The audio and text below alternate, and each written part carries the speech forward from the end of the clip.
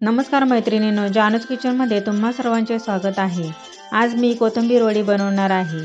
ही वडी थंड झाली तरी कुरकुरीत राहते, अजिबात मऊ होत नाही। तर वडी कुरकुरीत राहण्यासाठी मी कोणता पदार्थ वापरला आहे हे मी पुढे सांगणारच आहे। त्यामुळे हा व्हिडिओ पूर्ण पहा आणि चॅनलला सबस्क्राईब करा। चला रेसिपीला सुरुवात करूयात। येथे प्रथम कोथिंबीर स्वच्छ धुवून बारीक चिरून घेतलेली आहे। त्यानंतर येथे कोथिंबीर वडीसाठी 4-5 हिरव्या मिरच्या घेतलेल्या आहेत। लसूण घेतलेला आहे, लसूण हा जास्त प्रमाणात घ्यायचा आहे। 1 चमचा जिरं घेतलेला आहे आणि थोडंसं आलं घेतलेलं आहे। आता हे सर्व मिक्सरला बारीक करून घ्यायचं आहे। इथे पाहू शकता तुम्ही हे मिक्सरमधून बारीक करून घेतलेलं आहे। आता येथे कोथिंबीर चिरलेली आहे ती घ्यायची आहे। वडी बनवण्यासाठी 1 मोठी वाटी बेसन पीठ घ्यायचं आहे। त्यातील अर्धी वाटी बेसन पीठ त्यामध्ये टाकायचं आहे। 1 छोटी पाव वाटी तांदळाचं पीठ टाकायचं आहे। त्यानंतर त्यामध्ये आलं लसूण मिरची बारीक केलेली आहे ते त्यामध्ये टाकायचं आहे। थोडीशी हळद टाकायची आहे आणि चवीपुरते मीठ टाकून हे सर्व मिश्रण एकत्र करून घ्यायचं आहे। लगेच पाणी ओतायचं नाहीये, छान असं हाताने मिक्स करून घ्यायचं आहे। आता थोडेसे पाणी ओतून हे पीठ मिक्स करून घ्यायचं आहे। पाणी ओतताना ते एकदम ओतायचं नाहीये, थोडे थोडे पाणी घेऊनच पीठ हे एकत्र करायचं आहे। त्यानंतर त्यामध्ये राहिलेली अर्धी वाटी बेसन पीठ त्यामध्ये टाकायचं आहे आणि पुन्हा हे थोडे थोडे पाणी घालून हे पीठ छान असं एकत्र करून घ्यायचं आहे।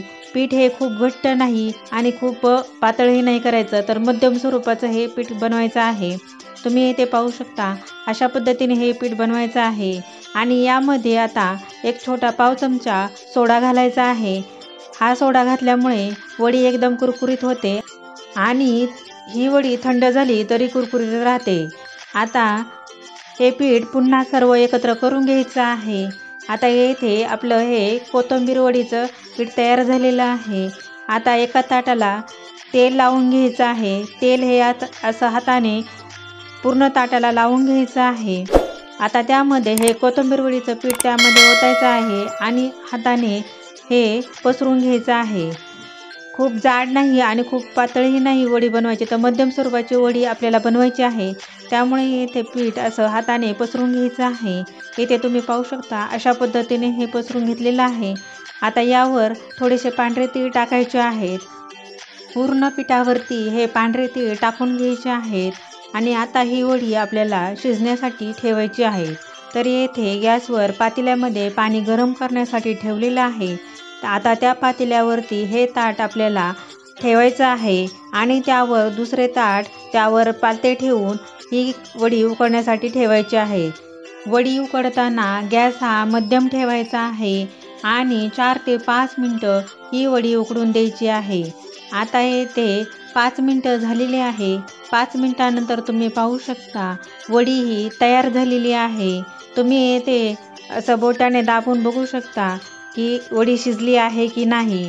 जर बोटाने असे खाली दाबत नसेल तर वडी शिजली आहे असे समजावे। आणि आता हे ताट खाली घेऊयात आणि थोडंसं थंड होऊन देऊयात।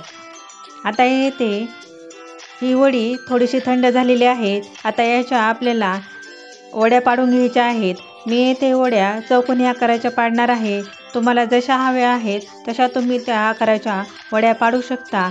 येथे पाहू शकता तुम्ही किती मस्त अशा वड्या निघलेल्या आहेत। ताटाला तर बिलकुल चिटकलेल्या नाही आहेत। खूप मस्त अशी वडी तयार होते। तर आता ही वडी आपल्याला तळून घ्यायची आहे। तर वडी तळण्यासाठी येथे गॅसवर कढईमध्ये तेल गरम करण्यासाठी ठेवलेलं आहे। आता हे तेल गरम झाले की त्यामध्ये वडी तळण्यासाठी घालायची आहे। येथे पाहू शकता अशा पद्धतीने हे वडी त्यामध्ये तळण्यासाठी घातलेली आहे। आता ही दोन्ही बाजूने छान अशी थोडासा लालसर कलर येईपर्यंत तळून घ्यायची आहे। येथे पाहू शकता तुम्ही अशा पद्धतीने ही वडी तळायची आहे। तळताना गॅस हा बारीक ठेवायचा आहे। बारीक गॅसवरच वडी तळून घ्यायची आहे। तुम्ही येथे पाहू शकता किती मस्त अशी कुरकुरीत कोथिंबीर वडी तयार झालेली आहे।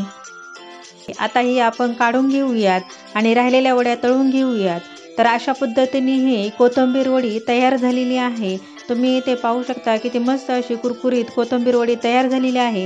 ही वडी बिलकुलही थंड झाली तरी मऊ होत नाही। तुम्ही एकदा नक्की करून बघा आणि तुम्हाला ही रेसिपी आवडली असेल तर कमेंट करून नक्की सांगा। व्हिडिओला लाईक शेअर करा आणि अशा छान छान रेसिपीज पाहण्यासाठी चॅनलला सबस्क्राईब करा। धन्यवाद।